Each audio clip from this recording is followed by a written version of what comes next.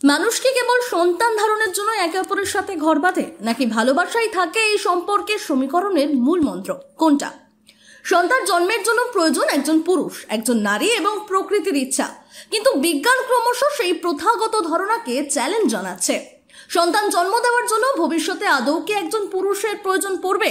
এমন প্রশ্নের জবাব আজ আর শুধু ভাবনা স্তরে সীমাবদ্ধ নয়, গবেষণাগারে তার নিরীক্ষা শুরু হয়ে গিয়েছে বহু আগে থেকেই। আর এই নিরীক্ষার ফলাফল সামনে আসতেই বিজ্ঞানীরা একেবারে আশাবাদী। সন্তান জন্মের ছবিটা আগামী দিনে একেবারে পাল্টে যেতে চলেছে। জাপান, আমেরিকা, চীন এই দেশগুলির মতো দেশে গবেষকরা এখন পরীক্ষামূলক ইনভিট্রো গ্যামেটোজেনেসিস নামে এক প্রযুক্তির সাহায্যে কৃত্রিমভাবে শুক্রাণু এবং ডিম্বাণু তৈরির পথে অনেকটাই এগিয়ে গিয়েছেন। এই পদ্ধতির মূল উদ্দেশ্য এমন সব মানুষদের সাহায্য করা যারা কোনো কারণে সন্তান ধারণে অক্ষম, হয়তো জিনগত কারণে, নয়তো চিকিৎসাজনিত সমস্যায়। শুধু তাই নয়, সমলিঙ্গ দম্পতিদের ক্ষেত্রেও এই প্রযুক্তি ভবিষ্যতে কার্যকরী হতে পারে বলে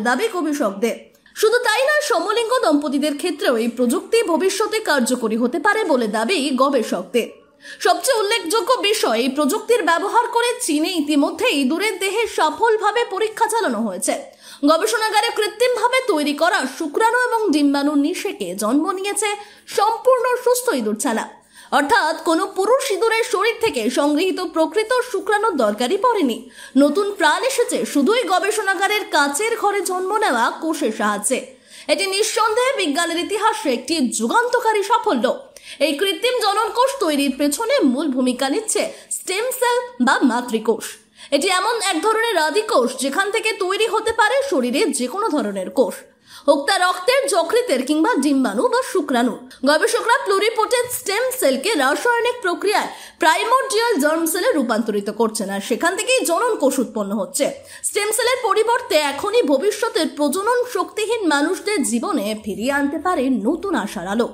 দুটি পথে এখন এই কোষ সংগৃহীত হচ্ছে। এক, ভ্রূণের কোষ থেকে সংগৃহীত এমব্রায়োনিক স্টেম সেল, প্রাপ্তবয়স্ক মানুষের দেহকোষ থেকে তৈরি ইনডিউসড প্লুরিপোটেন্ট সেল। গবেষণাগারে একাধিক ধাপে এই কোষগুলিকে এমনভাবে পরিণত করা হচ্ছে যাতে তারা শুক্রাণু বা ডিম্বাণুর মতো আচরণ করতে পারে। আর সেই কোষ দিয়েই ভবিষ্যতে হতে পারে নিষেক, যার ফলে জন্ম নিতে পারে একটি নতুন প্রাণ। তবে এখনো পর্যন্ত এই পদ্ধতি শুধুমাত্রই প্রাণী দেহেই সফল হয়েছে। মানব দেহে প্রয়োগ করার আগে বহু নিয়ম কানুন, নিরাপত্তা এবং নীতিগত প্রশ্ন সামনে এসে দাঁড়াবে, যা নিয়ে আন্তর্জাতিক স্তরে ইতিমধ্যেই আলোচনা শুরু হয়ে গিয়েছে। অনেকে এই প্রযুক্তিকে স্বাগত জানালেও অনেক গবেষকরা আবার আশঙ্কা করছেন এই পদ্ধতি অপব্যবহারের ফলে কিন্তু ভবিষ্যতে ডিজাইনড বেবির যুগ চলে আসতে পারে, যেখানে শুধু সন্তান নয়, সন্তানের গঠন, বর্ণ, বুদ্ধিমত্তা ও বিজ্ঞান দিয়ে নিয়ন্ত্রণ করা যাবে। তবুও বিজ্ঞানীরা আশাবাদী। তাদের বক্তব্য, এই গবেষণার মূল উদ্দেশ্য শুধুই মানবিক, সন্তানহীন দম্পতিদের মুখে হাসি ফোটানো এবং প্রজননের অধিকারেও আরো সমান এবং সার্বজনীন করে তোলা। এমনকি ভবিষ্যতে যদি কোনো ব্যক্তি একা থাকেন অথবা বয়সজনিত কারণে সন্তান ধারণ সম্ভব না হয়, তবুও এই পদ্ধতির সাহায্যে তারা বাবা মা হওয়ার স্বপ্ন দেখতে পারে।